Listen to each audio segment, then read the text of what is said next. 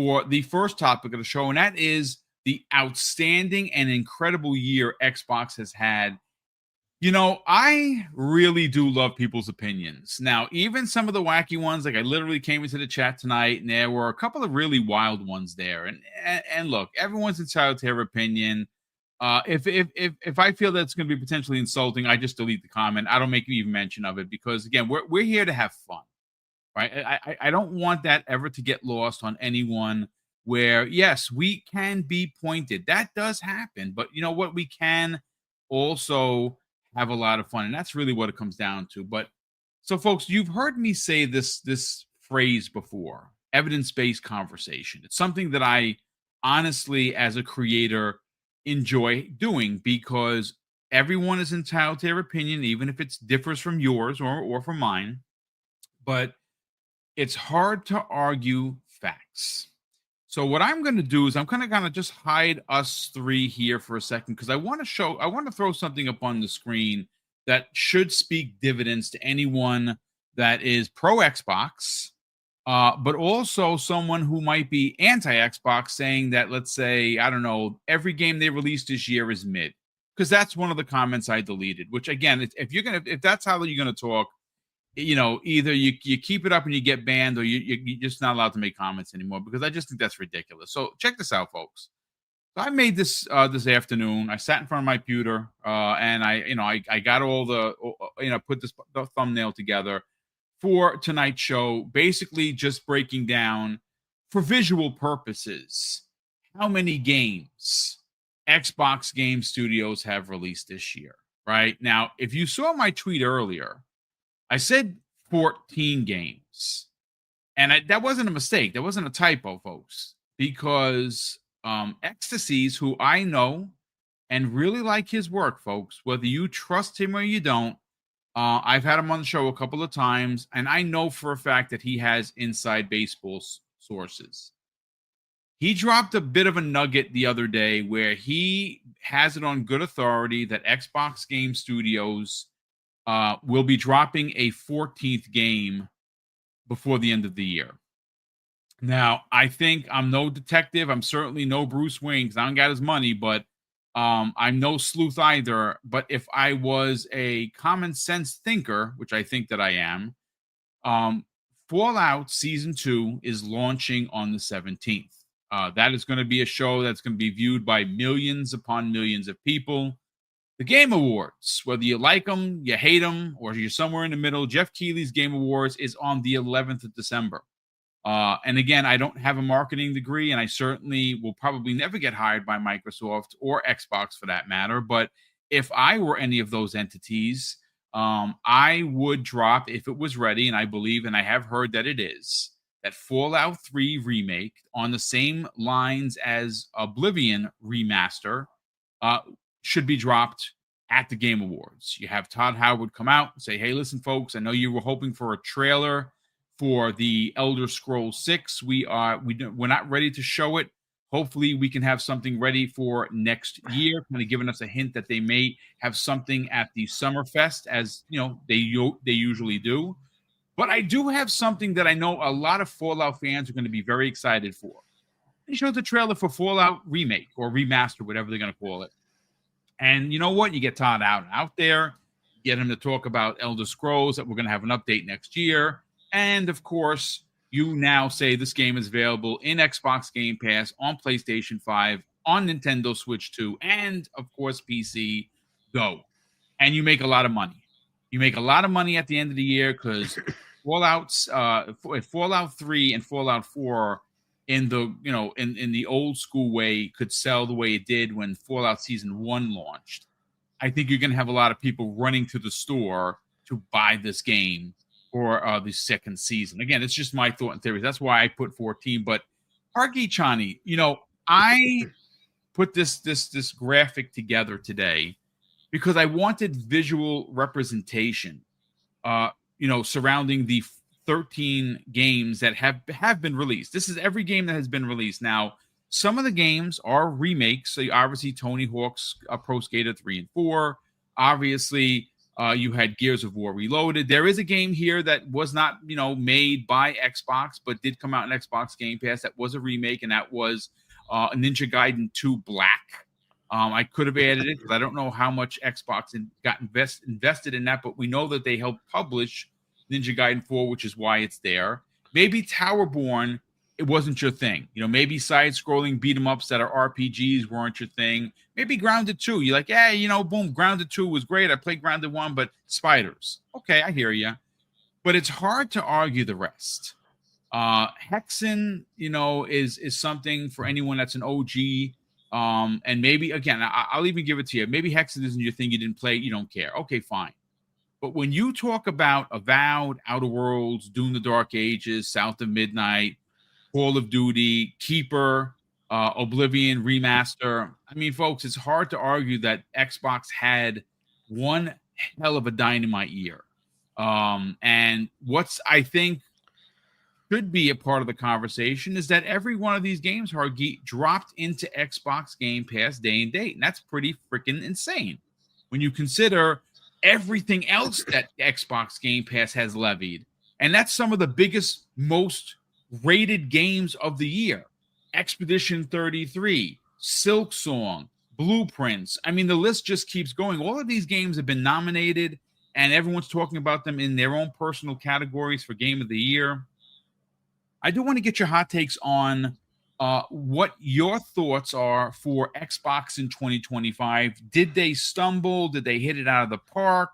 Were you overly anticipating more or less? You got to remember also they did release, even though it's partnered, two pieces of hardware in the form of handhelds. Let's get your thoughts on this, Hargeet Chani. Yeah, so I still think it's 15 games because Heretic and Hexen are two different games. Tony Hawk's Pro Skater 3 and 4 are two different games. But, whatever, you can take it one way or the other, fine, whichever way you want to look at it. And then if they add another one, that's even more. So, yeah, it's a hell of a year. A lot of games came out. But they also had some other, fun things that happened that, that's fair, too, that weren't so great. Look, the entire industry is having fun times. Let's just be honest. Yeah. There's Ubisoft is, I don't know what the hell's going on with them. EA just got bought, right? So there's just all sorts of weird things going on. We don't know where, Bungie is at this point. Hopefully they survive, but they're in sort of flux right now. We had one of the biggest disasters, in gaming with Sony and Concord. But look, I think that was at the end of last year. Is that when that happened? The end of last year. End of last year. Yeah. We just had a crazy time. And then if you don't want to count things like Ninja Gaiden 4 because it's not, well, then you can't count Death Stranding on the other side. You can't count Lost Soul aside. So they basically had two games, MLB The Show and Ghost of Yotei. And that's not a very compelling showing, but whatever. Ultimately, this has been an interesting year. We also had the Switch 2 come out, and everybody lost their minds when they found out it was $450, and then found out that the consoles went up in price on the other two platforms, and the top ROG is $1,000. This is just the world we're in. So is that good or bad? I don't know. Plenty of layoffs, plenty of bad things as well as good things. Ultimately it just comes down to, from a consumer perspective, are you getting games? Are you enjoying the platform? Are you having fun? Are you enjoying other platforms? Are you having fun? Right. And there, one thing I'll have to, point out, if it wasn't obvious, look at the Game Awards, look at the joystick awards that just came, the golden joysticks, right? They just had their awards, and look at all of the people that got nominated. There are a ton of really good games this year. Yeah. Just think of it that way. There's so many across the board. There's so many good games this year that it's hard to even say, Troy Baker is going to get overshadowed by the fact that Expedition 33 came out and has 3 people nominated for best performance. This is how crazy it is, right? And but that's it. There's so many good games. We should just enjoy the fact that we have that. And yes, Xbox put out a bunch of them. And as they have pointed out, they are the biggest publisher now of games. And, it's just the world we're in. It is what it is, right? And they also happen to have a platform, right? So they put their games on a lot of platforms, but they have their own. and that platform's still kicking around. Unlike all people saying that it's dead, it's still Right, around. of I can course. still play my games on it. It's still there. They seem to be making new hardware. Well, they just released some this year, but as it's being released, they're still telling us Xbox dead. Hey, that's just the world we're in, right? It's very interesting how the entire world just cannot stand Xbox existence. Yes. It is what it is. They just always seem to get like every little thing magnified like 5 billion times. Like the same thing will happen on Nintendo or most definitely on PlayStation, and it just gets totally ignored. No problem. It doesn't matter.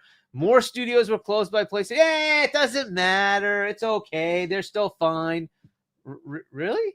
They've canned their entire freaking leadership. Oh, everything's fine. Nothing to see here. That's totally that gift, fine. like the guy going like this in a firework factory is exploding behind. Like really? Nothing, no problem at all. Hiroki has to take over and tells people you're not doing what you're supposed to be doing. Where's my money? Nothing to see here. It's we should just keep moving on, move along. Okay, all right, sure. There's no bias at all. Sure, okay, yep. You look at like what's the most anticipated games, and you're like, you don't think anything from Xbox is to be anticipated. E-Day, you guys were crying. Eat it. No, not interested. Oh, okay, sure. It's just the way it is. Like nothing they do ever matters. It just doesn't, because people have already decided that Xbox shouldn't exist. That's just it. And there's nothing they can do to change this. You can keep like dreaming that it'll change something. It's not going to change. The amount of hate is always, once you hate, it's hate. It's very hard to change hate. It's stupid, but somehow people have attached themselves to a stupid freaking plastic box that plays video games. If this is the kind of loser life you have, that's that's a problem you have. That's just bad. You need to reevaluate your life. There's something wrong with you. But hey, that's the way it is. People hate for some goddamn reason. Okay. I just see video games and I play them. I don't care. Ghost of Yotei looks good to me. I want to play it because I love Tsushima. When that comes to PC, I'm definitely buying that game. I don't care. But look, people want to hate because they want to hate. And that's it. It's just that stupid and simple. I don't think it's ever changing. No matter what Xbox does, the majority of the freaking video game world hates that they even exist. It's just the way it is. And so they're always going to get like pushed down. Nobody wants anything they're doing. It's just the way it is. It's just the way it is. Lucky for Troy Baker that he somehow escaped that and actually got nominated with Indiana Jones. Maybe it's because it's an IP from Disney. I don't know. But that was like the only thing that was very shocking to me. What, you actually cared about Indiana Jones? Wow. Okay. Fair enough. But that's really it. Even there, I still, I don't know, man. I don't know what that's gonna. I don't think it's gonna win anything. But hey, I'm just kind of like numb to it at this point. I just expect it. So it's just the way it is. I am not surprised by any of the nominations. Why? Because I know who's voting and I know what they're gonna vote for. So it just doesn't matter to me. Xbox could put out 40 games next year. They'll still be lambasted as not having any games. They still say this, by the way, that Xbox has no games. They put out the most games of any platform. Doesn't matter. Xbox still has no games, and whatever they put out is mid and useless and shouldn't be played. It's always going to be this way. It's just the way it is. So I don't care. I'm just going to keep playing my games. Plenty of people keep buying the games anyway, and they keep playing them. As long as they can sustain that, great. If the hate finally kicks in and ends it, well, that's a different story. Whatever. But good luck killing Windows. I'm sure that'll happen someday. But right now, that seems very hard. But go ahead, try to kill Windows, because Xbox is Windows and Windows is Xbox. Enjoy. So, I mean, listen, everything you said is the truth. It's funny, obviously it is piled upon, but for you personally, before I hand the mic over to Kay, I do want to get your actual thoughts on Xbox in 2020. Obsidian. I mean, what can you say? Obsidian, 3 games this year. Holy crap. I did not play Grounded 2 on just simply the fact that I want to play it when it's full release. I know that I'm going to pile plenty of hours in it. Fair. So I'm going to wait for full release. But I finished Avowed. I finished Outer Worlds 2. Fantastic. I give the slight edge to me. I give the slight edge to Avowed, even though I loved both of them. They were great, awesome games. South of Midnight. I loved that game too. I thought it was really different. I loved it. So good. And like the music, and I think it's a travesty that the Game Awards didn't nominate that for music. But anyway, they did nominate it in the other one, the Joystick Awards. They did nominate it there appropriately. That should have been in the noms. But yeah, great game. Something different, which is what I wanted to see. Something different. That's cool. From Doom, I actually played a bit more of that than I played the other Dooms. So I did play that a bit more. But it's just not my kind of game. I don't know what it is about Doom. I just get bored with it. I like, yeah, whatever. And then Call of Duty, I have tried the campaign a little bit so far. The mechanics of how the campaign works did annoy me a bit. I'll have to go back to it. But again, it's just Call of Duty, whatever. Keeper, fantastic. Love it. Finished that. That was very good. What are the other ones? I didn't play any of the remakes because I'm like, I just don't have time. I just don't have time for those. What else was new this year? There was Gears, which is a remake. I did not play Towerborn. I haven't played Towerborn yet. Towerborn. And then Ninja Gaiden 4, haven't had a chance to even start that one. So, but that is kind of where I am. So as far as like the quality of the games for me, they're great. But that's up to other people as well to make the subjective ratings that they want to. It's subjective. So I don't know. I think the year was great for me, but that's up to others. I also did play, just to be fair, I liked Donkey Kong Bonanza, which apparently a lot of people didn't care for or whatever. I loved it. Nintendo, but I'm like, I liked it. It was fun. So, and then Mario Kart World also is it's fun. I don't care. It's fun. Nintendo does seem to do that. Like they make fun games. So I enjoyed that as well. Haven't had a chance to play much on the PlayStation side because they haven't released much. So I will wait. And I did end up playing much later. I did play Horizon Forbidden West this year. I enjoyed it. I thought it was good. So, but on PC, of course. So good enough. I don't know. I think the year was pretty good for me for Xbox. I definitely enjoyed it. I don't know if you want to wait for the 2026 stuff till later, but yeah, we are. That's the second half of the show. We're going to get into that. Yep. Yeah. All right. Well, listen, good thoughts and theories as always. And you know what? I hate to say it, man, as much as I would love to say, oh, no, people will never continue to hate on Xbox. They're doing too good. It honestly doesn't matter. But again, that's not what we're here for. Sure. Were there some rake steps, Hargeet? Sure. There absolutely was. And the entire industry is having problems. Again, when you talk about studio closures and layoffs, things of that nature, that for some reason or rhyme, that seems to be thought about as only being a Microsoft problem when we know that it's not. But listen, that's here nor there. Cassante, I want to get your thoughts. 2025 levied 13 games. Now, every game on this list goes from old school, small titles to mid-range AA to AAA bombs. I mean, I think that if you are someone who very much enjoys open world RPGs, you were being fed at the beginning of the year, the middle of the year, and at the end of the year. You had Avowed to open up. You had Oblivion remake or remaster, whatever you want to call it, which is just stunning to look at and play, considering the game came out in 2006. And of course, just recently, The Outer Worlds 2. So if you are an RPG fan, you won. But that wasn't the only games. I mean, you can consider Doom an RPG now with all the stuff that you had to do in it, but it is a first-person shooter. You have Black Ops 7. Now, granted, that Black Ops 7's single-player campaign is gonna has not been reviewed very well, and it is definitely different. But the multiplayer is as good as 6. Again, my hang-ups are just with the gadgets, not so much the gameplay. And some of those gadgets that I have heard are going to be coming back, which I'm very excited about. But for you as a whole, how was Xbox in 2025? Do you consider it to be a W for the platform? So for me, I look at it a little differently, right? Everybody comes to this game as a gamer with different different parameter, different priorities, right? For me, Xbox's success this year was based solely on what offerings they gave me, right? As a gamer, like why I'm lucky enough to be able to play in many different ecosystems. I would say that by and large, I spent most of the year in the Xbox ecosystem, even though I had the choice to be in lots of different places.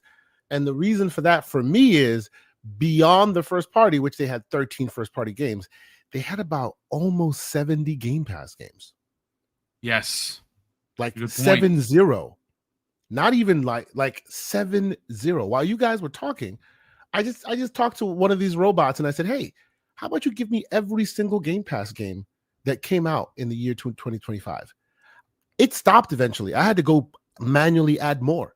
It gave up the ghost at Football Manager, and that was many months ago. There's still more after Football Manager. After Football Manager, we're talking about Dead Static Drive. We're talking about Void Train. We're talking about Winterboro. We're talking about like there's just at least 20 more after the robot gave up the ghost. There are about 70 games that came out for Game Pass this year. And it's not like, people will quickly go, okay, yeah, Game Pass, that's fodder. But like a lot of those games that came out were games of the year candidates or really, really zeitgeist moving games. I was having chats with folks in other forums today, this week actually, and we're talking about like I think so. I speak in music parlance because I'm a musician from way back. If y'all know who A&R managers are, they're the ones that go out and they find the talent.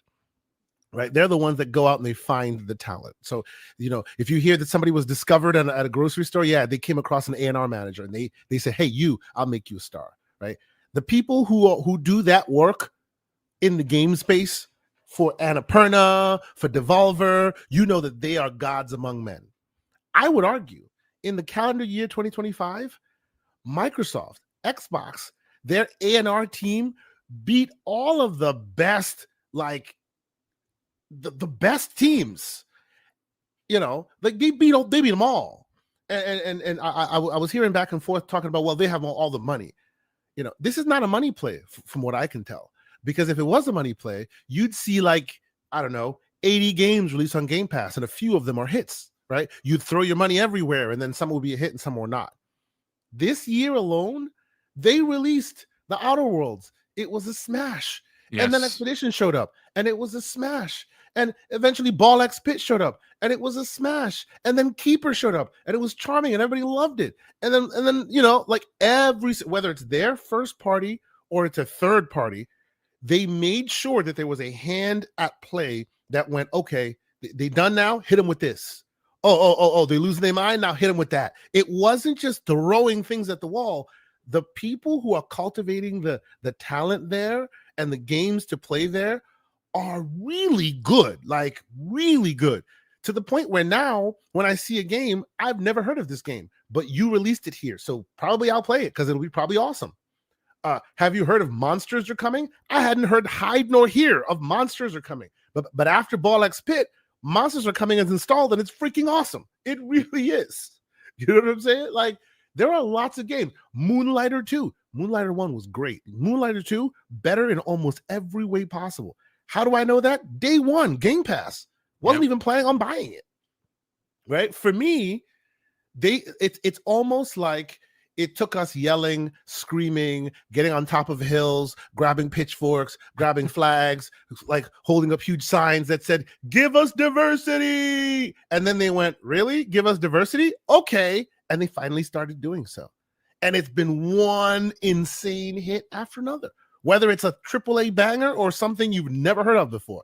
I am at a point now when I see any game on Game Pass, I've never heard of it before. Young Sons, never heard of it before. It showed up when? Today. I'm downloading that because chances are it's freaking amazing. Yeah. This is what they have cultivated in the year of our Lord 2025.